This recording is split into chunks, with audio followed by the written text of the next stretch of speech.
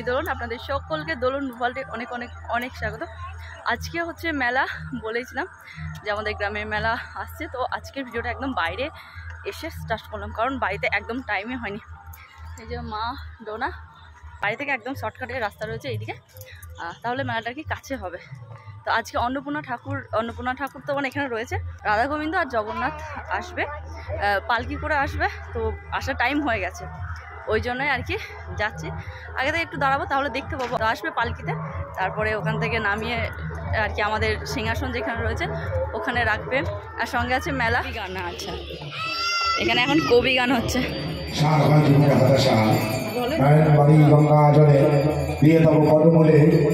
এই যে এখান থেকে শুরু হচ্ছে আমাদের গ্রামের রাধা মাধব আর জগন্নাথ দেবের মেলা। তো একটা সময় ছিল, তো চাতক পাখিরা ঠিক যেভাবে আকাশের দিকে জল চেয়ে বসে থাকে, একটা সময় ছিল আমাদেরও, আমরাও ঠিক গ্রামের এই মেলাটা মানে সারা বছর ধরে, এই যেহেতু গ্রামে একটাই মেলা হয়, তো এই মেলার অপেক্ষায় থাকতাম যে কবে আমাদের গ্রামের মেলাটা শুরু হবে আর আমরাও কিছু কেনাকাটি করতে পারবো।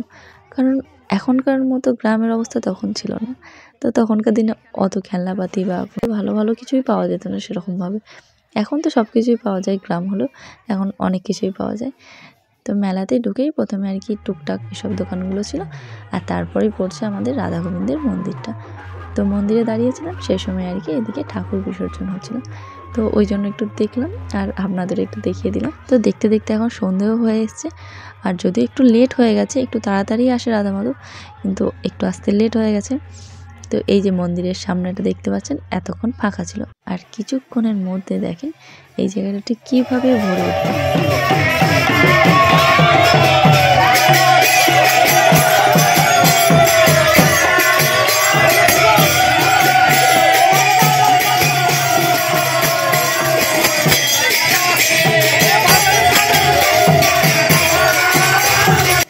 তো ইনারা সকলে হরিনাম করতে করতে রাধা মাধবকে গ্রামের বেশ কিছুটা আগে থেকে, আগের একটা গ্রাম থেকে বলতে গেলে, ওখান থেকে হরিনাম করতে করতে হাঁটতে হাঁটতে সকলে নিয়ে এসছেন। তো রাধা গোবিন্দ রয়েছে ওই যে ওই গাড়িটাতে, গাড়ির মধ্যে পালকি রয়েছে আর কি, দুটো পালকি রয়েছে, একটাতে রাধা গোবিন্দ রয়েছে আর একটাতে জগন্নাথ রয়েছে। তো এবার পালকিগুলো নামানো হবে, তো এটারও না বেশ কিছু নিয়ম রয়েছে। যেমন ওখান থেকে আসলো, পালকিতে করে এসছে, আবার এর কিছু কাগজপত্র রয়েছে যেগুলোতে আর কি সাইন করতে হয় যে এখানকার মানে এখানে সুস্থভাবে পৌঁছে গেছে, সব ঠিকঠাক ছিল। তারপরে আবার এখান থেকে এখন চলে গেছে ওনারা ঠাকুর দিয়ে। তো এইসবই বেশ কিছু নিয়ম রয়েছে, তো সেসব পালন করে ওনারা প্রথমে রাধা গোবিন্দকে পালকি থেকে নামিয়ে দিলেন। আর এখান থেকে পালকিটা আর কি নিয়ে আসাই ওখানে ভীষণ মুশকিল হচ্ছিল এত মানুষের মাঝে। আর তারপরে রাধা গোবিন্দকে পালকি থেকে প্রথমে নামালেন আর নামিয়ে ওই যে ওখানটায় রাখলেন। আমি একটু জুম করে দেখাচ্ছি, যদিও খুব ভালোভাবে বোঝা যাচ্ছে না, আপনাদের পরে ঘুরে যখন আসবো না মেলা থেকে, পরে যখন যাব পুরো মেলাটা ঘুরে, তখন আমি দেখাবো ভালোভাবে সামনে থেকে। এখন ওই রাধা গোবিন্দকে ঘরে নিয়ে যাওয়া হবে, তো ঘরে নিয়ে গিয়ে কাপড়টা চেঞ্জ করা হবে, নতুন কাপড় এখানকার বস্ত্র পরিয়ে তারপরে সিংহাসনে ভালোভাবে বসানো হবে। তো এখন এই পালকিগুলো নিয়ে চলে যাচ্ছেন, তো 4 দিন পর আবার আমাদের এই পালকি করে আবার পাঠানো হবে।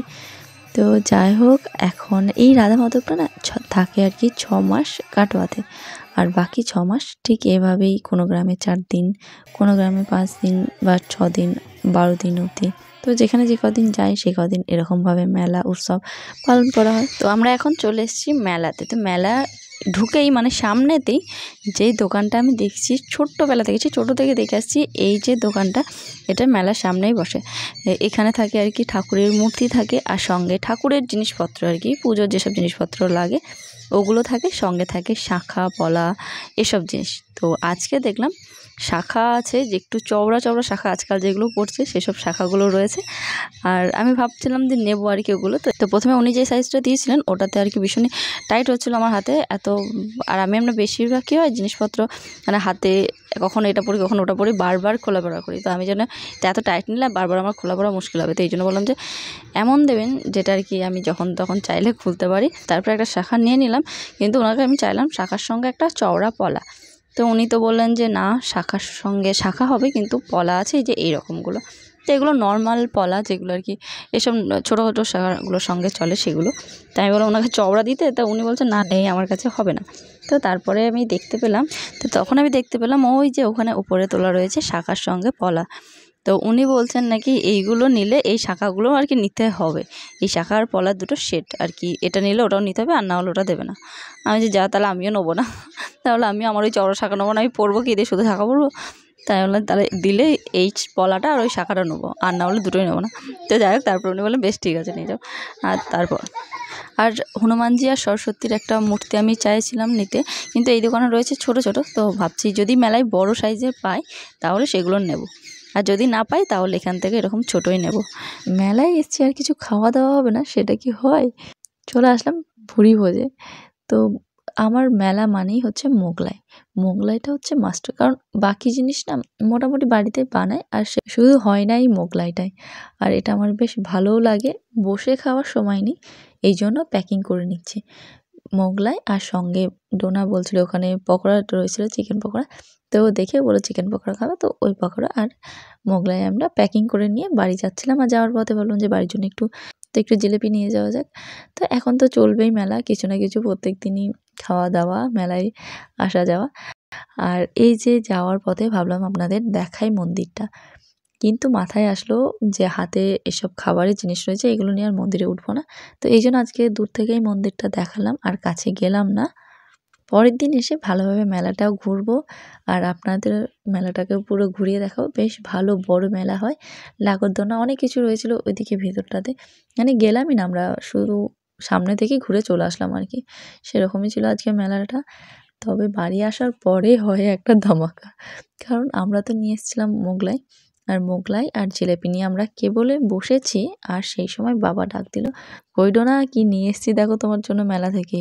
সঙ্গে সঙ্গে ডোনা তো দিল দৌড়, গিয়ে দেখি বাবা খাবারের জিনিস এনেছে সব, আর আমরা যেটা নিয়ে এসেছি মোগলাই, বাবাও নিয়ে এসছে মোগলাই, আর সঙ্গে এনেছে ডিম চপ। তো আসলে আমাদের প্রথমে মেলা যাওয়ার ঠিক ছিল না, আর বাবাও আর কি মানে প্রথমে বাড়ি আসে সন্ধ্যের দিকে, তারপরে মেলায় যায়। আর বাবা বাড়ি আসেনি, কিছু কথাই হয়নি সেরকমভাবে মেলায় আমরা যাবো কি যাবো না। তো বাবা ওইদিকে গেছে, বাবা বলছে গেছিলাম একটু, গিয়ে আর কি কিনে টিনে নিয়ে খাবারগুলো চলে এসছে। আর আমরাও গেছিলাম, কিন্তু বাবার সঙ্গে দেখা হয়নি।